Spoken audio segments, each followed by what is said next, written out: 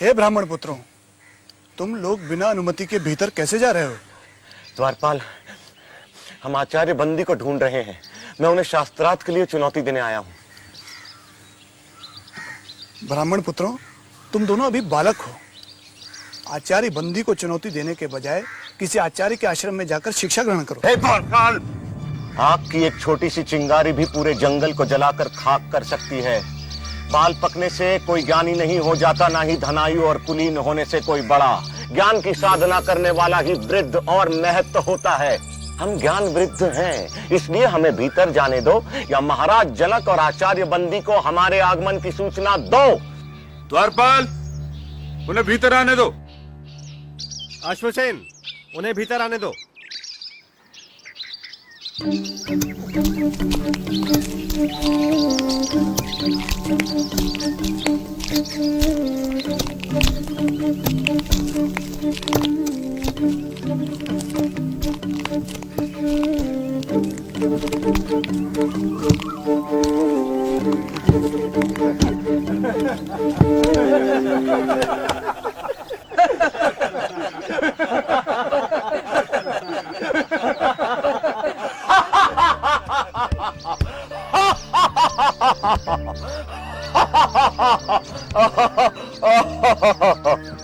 ब्राह्मण देवता, आप सभा को देखकर इस तरह क्यों हंस रहे हैं?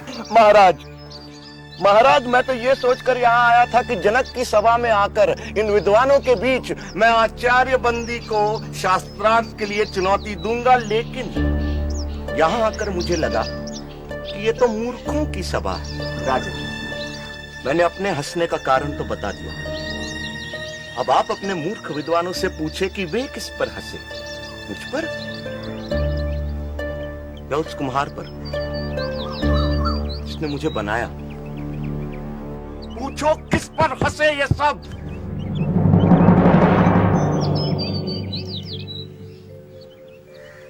ब्राह्मण कुमार, मुझे और मेरे दरबारियों को इस अज्ञान के लिए क्षमा करें, पर मेरा निवेदन है कि अभी आप आचार्य बंदी से शास्त्रार्थ करने के लिए वयस्क नहीं हुए हैं। आचार्य बंदी से शास्त्रार्थ करना कठिन है। उनसे शास्त्रार्थ में हारने वाले को जल समाधि लेनी पड़ती है। इसलिए अभी आप और विद्या अध्ययन करें। राजन, आचार्य बंदी से शास्त्रार्थ के लिए मुझ पर गुरु कृपा ही पर्याप्त है, और जो अमर है उसे मृत्यु का क्या भय। किसी महान उद्देश्य के लिए प्राण देना मृत्यु नहीं होती। आप आचार्य बंदी के सामने मुझे प्रस्तुत करें।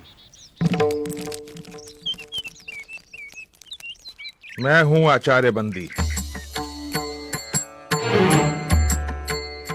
मैं तुमसे शास्त्रार्थ करने के लिए तैयार हूं, पर क्या तुम्हें मेरी शर्त स्वीकार है?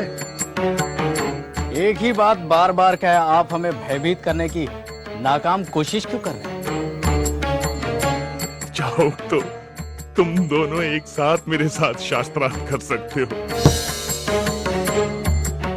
मैं एक हूं और एक ही आपसे शास्त्रार्थ करूंगा।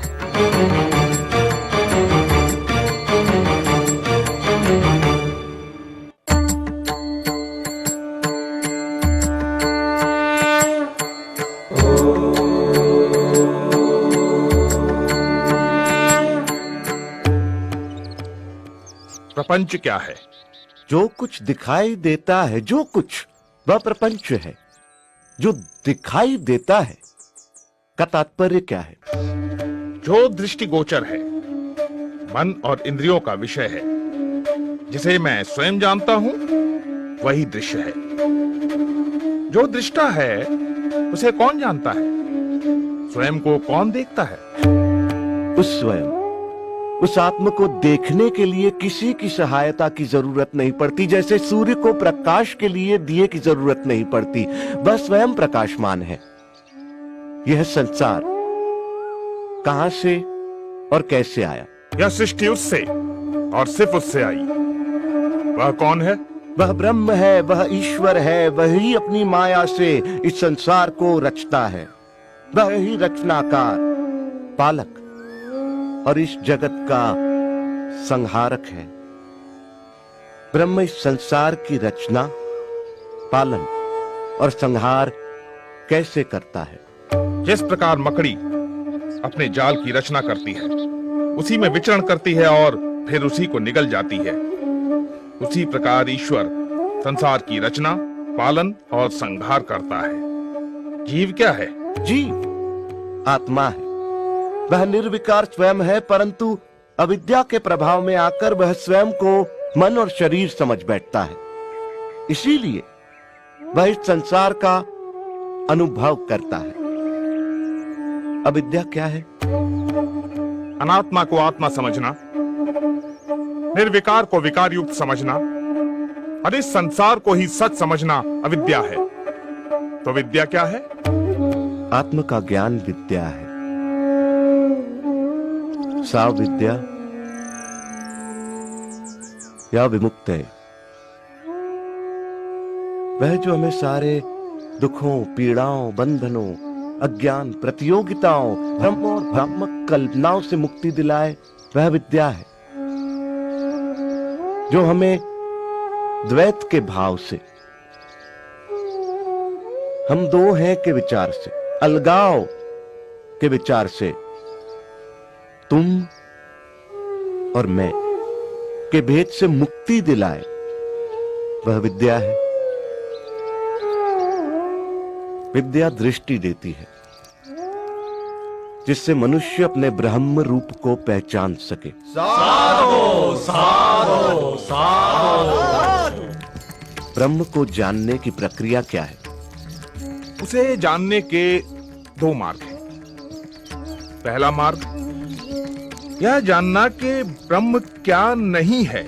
जो ब्रह्म नहीं है उसका निषेध करना, सब नाम, रूप, गुण, सदोष और परिवर्तनशील वस्तु का निषेध कर निर्विकार को जानना। दूसरा मार्ग सत्य जैसा है उसे वैसा ही पहचानना। वह अस्तित्व रूप है, उसके बिना संसार का अस्तित्व ही नहीं है। वह ब्रह्म ही था, वह ब्रह्म ही है, इसलिए मैं ब्रह्म हूं, तुम ब्रह्म हो, हम सब ब्रह्म ही हैं, इसलिए सारा संसार ब्रह्म है। साधो साधो साधो। ब्रह्म को कैसे जाना जा सकता है?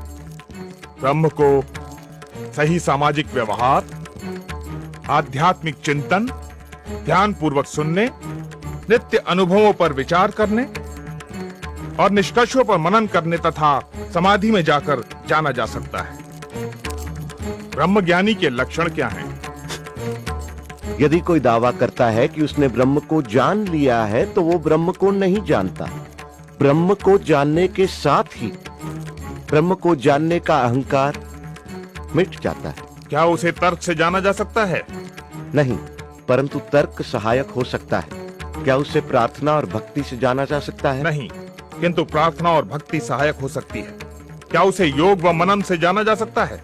नहीं, परंतु योग व मनन सहायक हो सकते हैं। शास्त्रार्थ का अंत होता दिखाई नहीं दे रहा था। दोनों एक दूसरे पर भारी पड़ रहे थे कि अचानक बंदी निरुत्तर हो गए। आचार्य, उत्तर दें। आचार्य, उत्तर दें। अष्टावक्र की जय। अष्टावक्र की जय।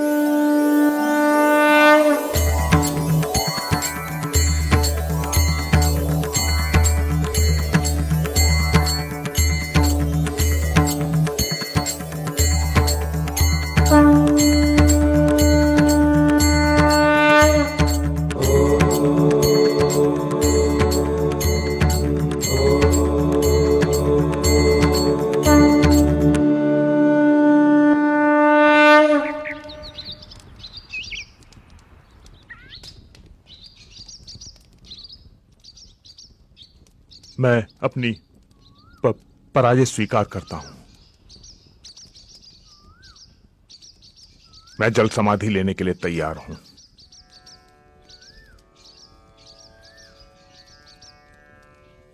मैं आपको जल समाधि देने नहीं आया हूं आचार्य बंदी। याद होगा आप सबको कि आचार्य बंदी के अभिमान के कारण और इस प्रथा के कारण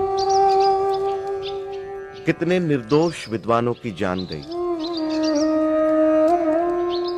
आचार्य बंदी, याद करें आचार्य काहोड को। मैं उसी आचार्य काहोड का पुत्र हूं।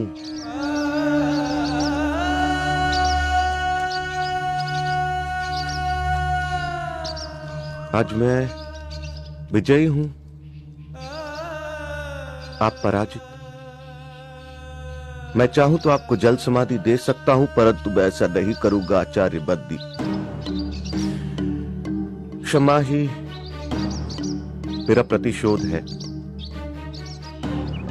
मैं आपको क्षमा करता हूं आचार्य बंदी।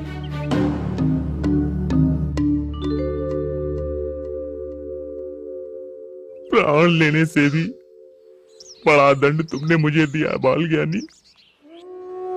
मुझसे पाप हुआ है, पाप हुआ है मुझसे पाप। पश्चाताप की आग से बड़ी कोई आग नहीं आचार्य बंदी। हर दिन इस आग में जला पवित्र हो, यही आपका प्रायश्चित होगा। शास्त्र को शस्त्र न बनाओ।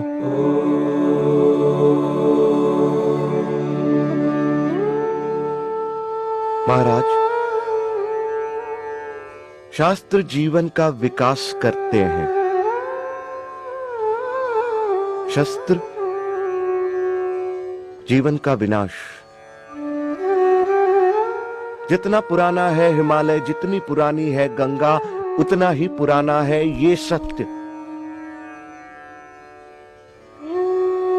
हिंसा से कभी किसी ने किसी को नहीं जीता।